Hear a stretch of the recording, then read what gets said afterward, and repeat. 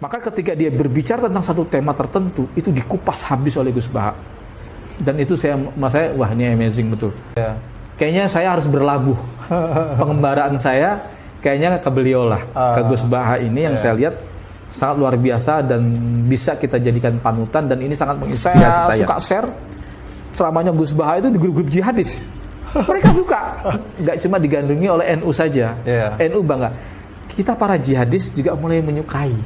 Kita datang, kita sebagai para mantan Wahabi takfir, mantan teroris yang pernah membuat resah gaduh di negara ini. Sofyan, tadi berkali-kali saya dengar ngutip Gus Baha. Ini Gus Baha ini siapa sih, ya kan? Jadi penasaran juga. Tapi sebelum itu, Gus Baha itu pasti dia tokoh NU, ada Gusnya ya, dia anak kiai pastinya. Gus Baha itu siapa coba? Saya ingin tahu ininya. Pertama, beliau putra daripada Kiai Nur Salim. Makanya dia namanya Gus Bahauddin Nur Salim gitu. Nama lengkapnya itu ya? Ya, dia pesantren di Nurukan, pesantren Quran, tahfidz di sana, dan beliau termasuk murid Mbah Maimun Zubair, dan dia sering kutip Mbah Maimun ada sebagai gurunya. Nah, dia di pesantren Al Anwar, dia tidak kemana-mana, nggak banyak pesantren yang dia datangi, tapi hanya Al Anwar saja, dan belajar dengan bapaknya masalah hafalan Quran, dan lalu setelah selesai dia menghafalkan Quran, dia mondok di Al Anwar tersebut gitu. Lengkap sekali ya. Saya tertarik ya, awalnya nggak sengaja dengarkan Gus Baha ini hampir setahun lebih lah, hampir 2 tahun saya dengarkan Gus Baha. Awalnya saya dengarkan Gus Qoyum dulu. Gus Qoyum. Setiap saya dengarkan Gus Qoyum pasti ada link juga ke Gus Baha. Sesekali saya dengerin juga nih ada Kiai NU. Nah, menarik buat saya. Kata-katanya menarik, kutipan-kutipannya menarik. Gitu. Akhirnya saya coba mantengin tuh, dengerin lebih serius. Itu pun dengerinnya ketika saya sedang safar. Jadi saya selalu, kebiasaan saya itu kalau saya safar saya harus mendengarkan ceramah-ceramah. Karena untuk mengejar ketertinggalan saya selama ini kan ikut kubu sana nih banyak meninggalkan turos-turos juga yang selama ini yang dipahami oleh Ahlussunnah. Nah, saya mulai membuka diri, saya coba baca-baca itu, dengarkan, dan ternyata ini menarik. Hampir perkataan beliau tuh bil ma'tsur. Bil ma'tsur itu maksudnya tuh punya riwayat semua. Motif bukan cuma Quran hadisnya saja, tapi akwal ulama, kaidah-kaidah usulnya itu keluar semua. Sampai nazoman alfiyah, nazoman imritinya atau nazoman semuanya tuh dia hafal semua. Bahkan Bukhari Muslim mungkin beliau juga hafal itu ya. Kemudian sampai Fathul Mu'in dan sebagainya, dan dia mengikrarkan bahwa dia alim. Bukan karena kesombongan gitu, tapi karena memang di akhir zaman ini yang serba nggak jelas, banyak ulama-ulama dadakan, ulama-ulama yang maaf ya nggak jelas, bahkan nausorob nggak punya, perangkat-perangkat ilmu alat nggak punya, tapi kemudian dia berfatwa. Dan saya sebagai korban fatwa-fatwa tersebut, ngaji nggak tamat dan sebagainya, itu memang betul apa yang dikatakan Gus Baha ini. Sehingga nggak hanya itu, beliau juga menguasai tentang durusul firaq, tentang aliran-aliran madzhab dan aliran-aliran pemikiran. Maka ketika dia berbicara tentang satu tema tertentu, itu dikupas habis oleh Gus Baha. Dan itu saya wah ini amazing betul. Ini luar biasa nih. Ya gitu. Ini betul-betul alim. Sehingga saya sampai mengatakan begini. Dari pengembaraan saya dalam mencari seorang ustadz, guru atau kiai, dari kelompok-kelompok kubu sana, dari Ikhwanul Muslimin sampai kelompok Salafi, saya pikir ini sudah tuntas. Ternyata ada yang lebih alim lagi, ada yang lebih keren lagi. Kayaknya saya harus berlabuh.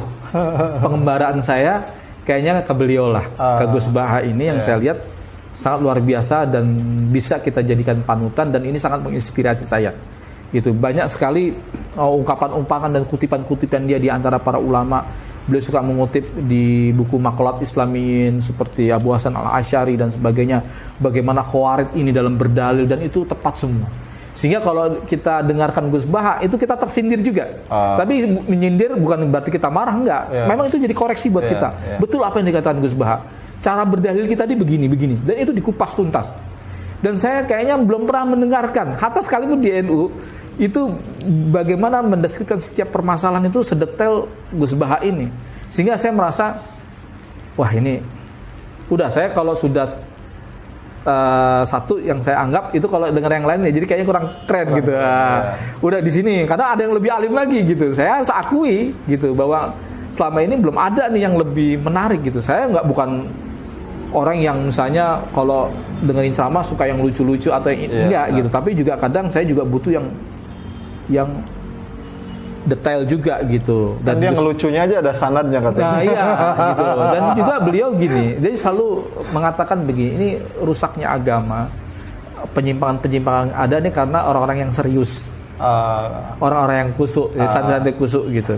Nah dia ingin jadi wali yang jalur-jalur ini, gitu. Jadi adanya dia memberikan sisi-sisi yang sebenarnya Islam juga memberikan kemudahan, bukan berarti memudah-mudahkan, tetapi memberikan kemudahan. Makanya dia cerita bagaimana ada seorang wali jadi wali karena nggak melaksanakan sholat qobliyah dan ba'diyah, karena fil hadis Arabi, ada Arabi yang katanya dia, ya Rasulullah saya menanya tentang ini, sholat ini nggak ada tambahnya ya cukup, nggak ada. Saya akan masalahkan dan tidak akan mengurangi dan tidak akan menambahkan. Kata Rasulullah kalau ingin melihat penduduk surga, lihat ya. Jadi begitu mudahnya mendeskripsikan gitu. Dan dia juga menyindir kita begini, bagaimana mungkin kata Gus Baha, orang yang sudah 80 tahun, 70 tahun kafir hanya gara-gara satu kalimat saja yaitu la ilaha illallah, kemudian cuma gara-gara salah matok jatuh kafir dia. Nah ini kan menyindir orang-orang takfir, orang-orang Wahabi takfir ini. Saya Wahabi, saya tambahin takfir ya, bukan karena Wahabi ada juga yang nggak takfir gitu. Saya bicara yang takfir, itu suka memandang setiap dosa itu dalam satu derajat, dalam satu hukum. Walam yarol iman ila martabatun fil hukmi gitu. Tidaklah mereka melihat keimanan itu seperti satu derajat di dalam sebuah hukum. Jadi kalau orang Islam lalu kemudian dia melakukan amalan kekufuran atau kesyirikan, maka sudah otomatis gugur keislamannya, maka dia kafir. Padahal tidak setiap orang yang melakukan cabang-cabang kekafiran, ya kan, itu otomatis dia jatuh pada kekafiran, gitu. Demikian juga ketika ada orang melakukan cabang-cabang keimanan, lalu otomatis kita sebut sebagai seorang yang beriman gitu. Nah, cara-cara berdalil kelompok-kelompok Wahabi takfir ini banyak disinggung ya oleh Gus Baha dengan cara metodologinya dia. Inilah yang uniknya menurut saya, gitu. Yang sehingga menurut saya beliau ini sekarang nggak cuma digandrungi oleh NU saja, NU bangga. Kita para jihadis juga mulai menyukai. Dan makanya izinkan ya mudah-mudahan saya bisa silaturahmi sowan ke beliau. Oh belum ketemu langsung ya? Belum ketemu langsung, tapi jangan dengarkan dulu. Cuma kami sedang mengatur waktu, meminta waktu kepada beliau. Mudah-mudahan beliau mau kita sowani, kita datang, kita sebagai para mantan Wahabi takfir, mantan teroris yang pernah membuat resah gaduh di negara ini, kita kembali ya kan, tapi kembali dengan izah, maksudnya dengan kemuliaan, yaitu tetap dengan ilmu. Dan saya percaya dan yakin Gus Baha bisa bukan mengkelirkan ya, bisa memahami kondisi kami ini, kemudian dia bisa memberikan pencerahan-pencerahan kepada kami. Dia sudah membahas tentang jihad belum sih ceramahnya? Sudah ada bahas bagaimana kesalahan para jihadis di dalam memaknai ayat-ayat itu sering disindir oleh beliau, gitu. Karena memang ketika kita karena kita ini terlalu tekstual ya, terlalu nususiin ya, orang-orang yang terpaku kepada teks itu kadang nggak melihat bagaimana makna ini apa sudah nasah, mansuh, atau muqayyad, atau mutlak, atau mujmal, atau apa, kan ada disiplin ilmu Quran. Nah kita tidak melewati tahapan-tahapan seperti itu, jika memaknai ayat secara literal, hingga akhirnya kita jadi apa adanya, menyesatkan akhirnya. Gitu. Bukan berarti kita tidak tazimun nusus gitu, tapi harus dilihat dulu konteksnya. Betul. Gitu. Sehingga kita butuh ulama-ulama seperti Gus Baha yang menjelaskan secara detail.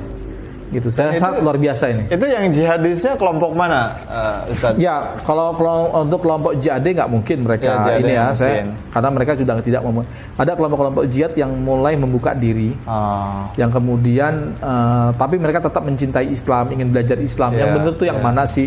Karena hasil eksperimen mereka ini gagal, ceritanya gitu, masuk penjara. Terus lantas kita Islam yang kudu seperti apa gitu, sampai kemudian muncul Gus Baha. Jadi teman-teman ini menemukan, oh ini ternyata yang menjelaskan seperti ini nih. Jadi kita ini kehausan, ketemu akhirnya. Ya Allah takdirkan kita ketemu seperti Gus Baha. Dan beberapa saya tawarkan, saya suka share ceramahnya Gus Baha itu di grup-grup jihadis. Mereka suka. Wah ini majen oke. Makanya kemudian artinya masuk yang nggak ditolak langsung. Iya. Nah kemudian kayak ada kasus-kasus, maaf ya, politikus NU yang agak-agak manuver tersebut, agak pragmatis. Mereka nggak lagi lihat itu. Coba dulu lihat Gus Baha dulu pendapatnya. Gus Baha pasti nggak begitu. Wah, jadi gitu ya. Ini Gus Baha ini jadikan standar. Jadi standar ya. Nah ini kan berarti sudah ada objektivitas dalam melihat sebuah persoalan. Betul. Ketika ada yang manuver-manuver yang rodo-rodo ngeselin bagi sebagian kubu sana, mereka nggak lantas melihat itu bagian daripada NU itu sendiri. Ya. Tapi mereka lihat Gus Baha dulu. Gus Baha aja begini gitu. Akhirnya ini perkembangan yang luar biasa. Mudah-mudahan lancar Bang ya. Amin, insya Allah. Dan ini Murad ini emang wali. Ini khusus atau bisa ini gak sih di ini temuannya nanti? Saya rasa nggak juga ya, karena kan di Gus Baha juga ada santri-santri dalamnya dan sebagainya. Saya juga mereka akan pasti mengabadikan momentum dan sebagainya. Ya abang kalau mau meliput kita juga nggak masalah nih. Ini harus diabadikan, ini sejarah, betul, ini menarik gitu. Dalam catatan-catatan pengkaji soal. Iya, apalagi kalau kita mau masukin di YouTube, kalau kita ngambil dari YouTube-nya sih misalnya orang Nurukan kan kita kena teguran. Nah kita harus bawa kamera juga mengabadikan sendiri, sehingga momentum-momentum yang menarik ini bisa ini. Saya rasa penting itu. Ya menarik. Saya kira itu Bang.